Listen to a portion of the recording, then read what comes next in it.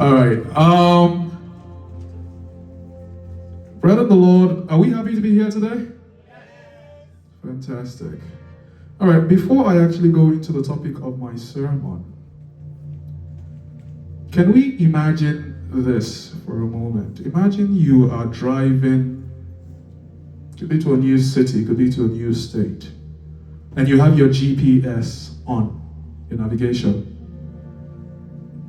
And the GPS is telling you in so number of feet, turn left. In so number of feet, exit here.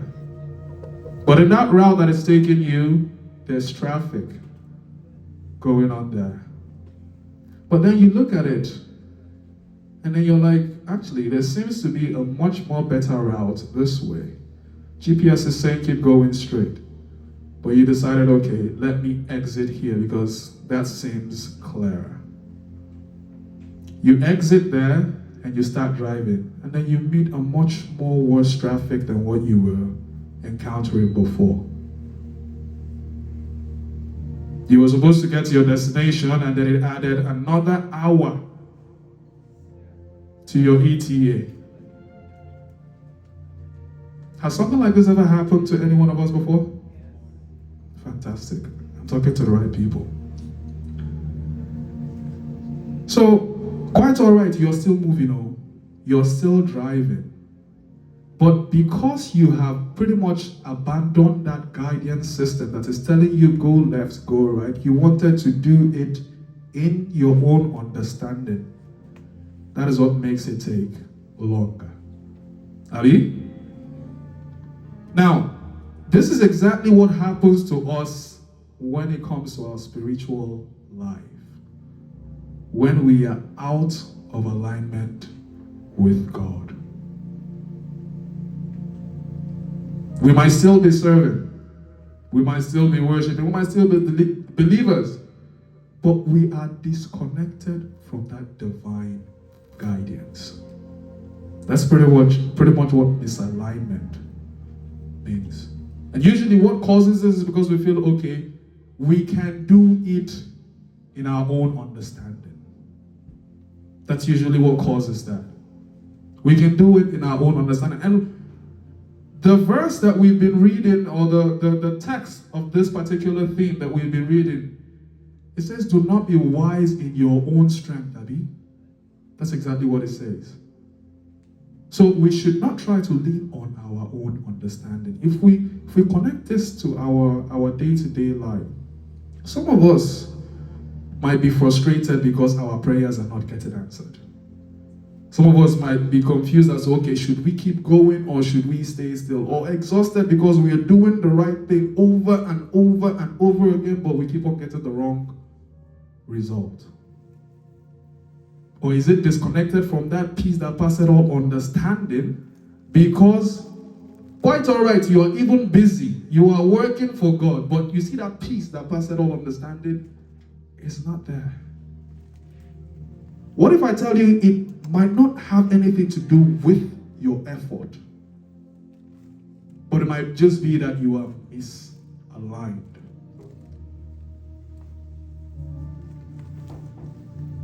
The topic of my sermon today is the path of divine alignment. The path of divine alignment. When obedience becomes your GPS.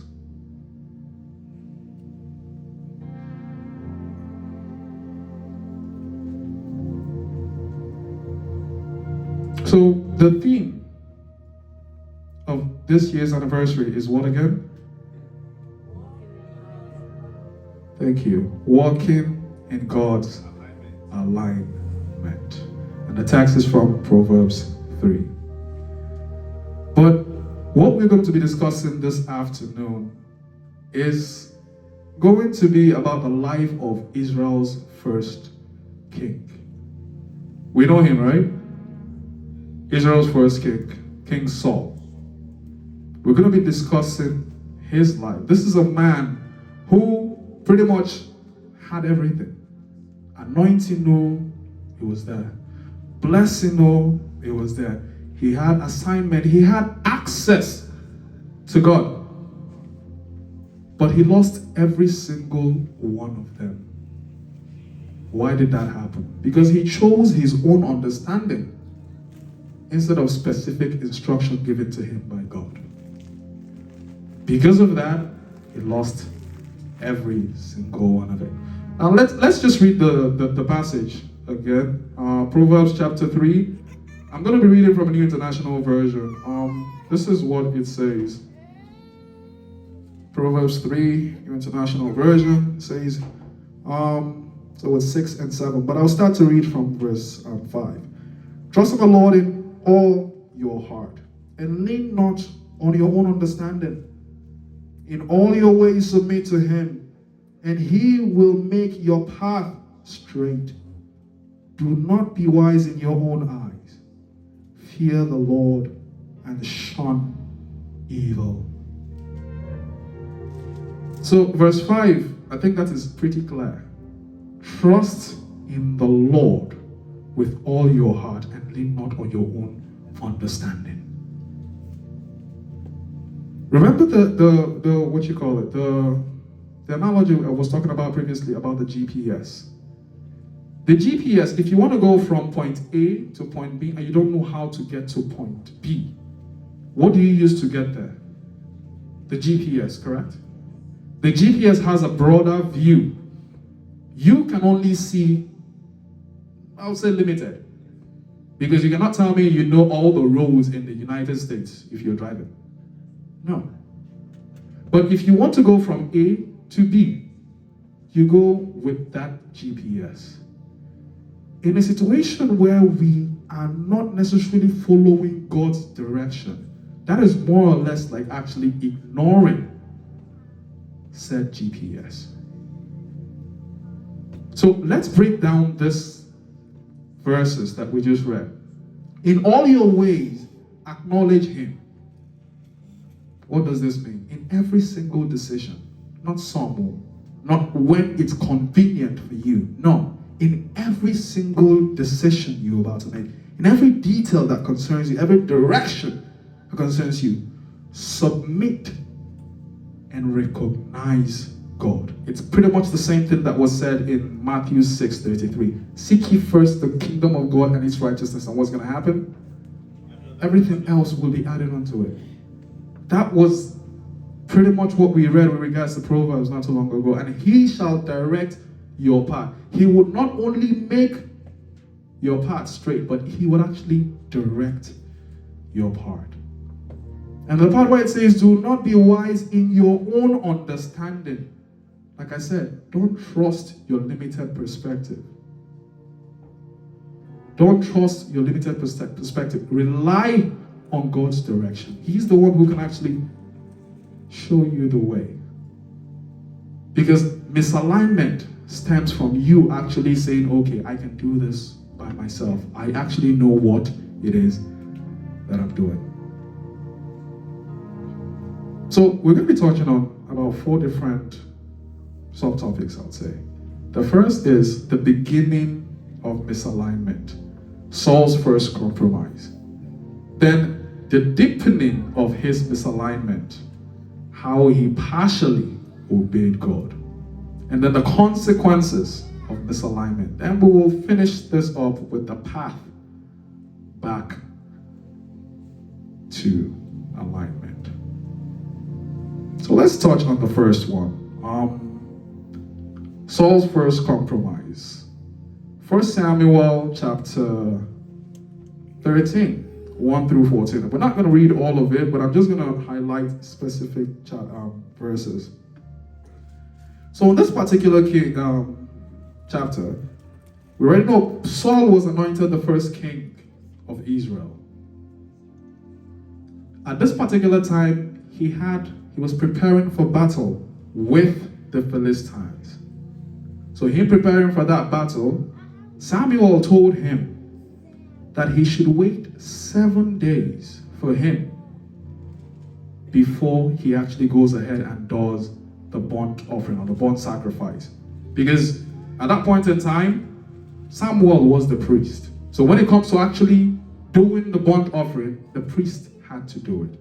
So he gave that instruction, wait for me for 7 days, and I will come, and then we will do the burnt offering. Now, Samuel was actually delayed. Saul did not know why, but Samuel was delayed. And let's go into the moment where actually Saul's misalignment began.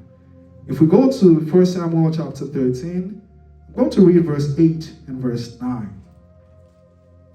So we already know they were already prepping for a war with the Philistines. Now, this is exactly what it says here. Now, he waited 7 days, the time set by Samuel, but Samuel did not come to Gilgal. And Saul's men began to scatter. So he said, bring me the burnt offering and the fellowship offering. And Saul offered the burnt offering.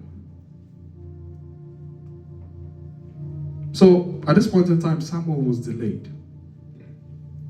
But because Saul actually saw that his men were scattering, they were leaving, it was more or less like peer pressure at this point in time. You either do this or you lose your men. But his instructions were clear. Wait 7 days. Don't do anything. Wait 7 days, and then we will come and do the burnt offering. But he told them to bring the offering to him, and he offered this. So in this particular case, what exactly is Saul doing? Thank you. Saul is pretty much substituting convenience for obedience. So he's putting obedience to the side and then doing whatever is convenient for him. In this particular bit, he leaned on his own understanding. So quite all right, yes, those people that were leaving, yes. And in his mind, he's probably thinking, okay, if they leave, we have a war to fight. We're not going to be able to fight that war. So he decided to do what was in his own understanding, which is going to actually do the burnt offering. And still within this same action that he did, he pretty much stopped acknowledging God's timing. Because Samuel talking to Saul is not just Samuel talking to Saul, it's God talking to Saul. Yes or no?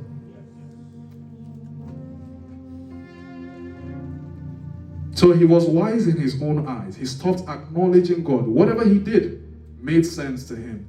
But when Samuel came, this is what Samuel told him. Let's go from verse 13, I believe. Okay, there we go. Samuel talking to Saul now. You have done a foolish thing, Samuel said. You have not kept the commandments of the Lord your God, that the Lord your God gave you. If you had, you would have established your kingdom over Israel for all time.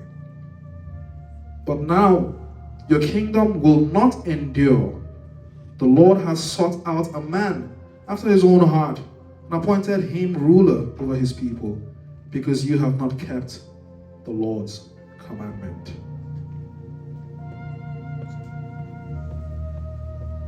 So, if we're looking at this, Saul did not commit adultery. Saul did not commit murder. Saul did not go and steal anything. He wasn't doing, there was no idolatry worship, nothing like that. Simply because he acted outside God's alignment. He did something spiritual. Meanwhile, he was not the one who was meant to do that. And because of that, what did Samuel tell him? That his kingdom would no longer continue.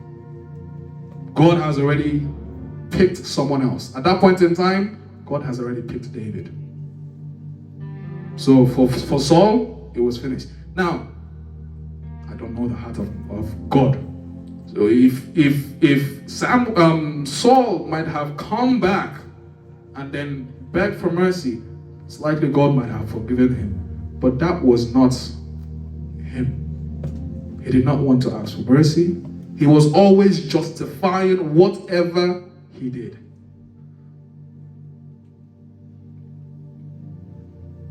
So misalignment usually might not necessarily seem like it's rebellious. No, sometimes it might actually seem like it's responsible. It's the responsible thing to do. But is it in alignment with God? Impatience can be the enemy of alignment, and that's exactly what was happening in this particular bit with Saul. He wasn't patient. That's the main reason why all of this started to happen. So if we connect this to our day-to life, in decision making, you come out and you pray for guidance. Okay, God, I want X, Y, Z. Or is this the right timeline for this? You haven't gotten any, what do you call it? Any go ahead, any word, but you go ahead and you make the decision anyway. And then you justify it by saying, heaven helps those who help themselves.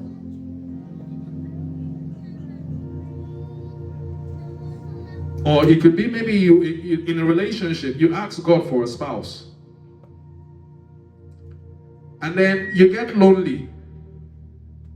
And then you decide to say, okay,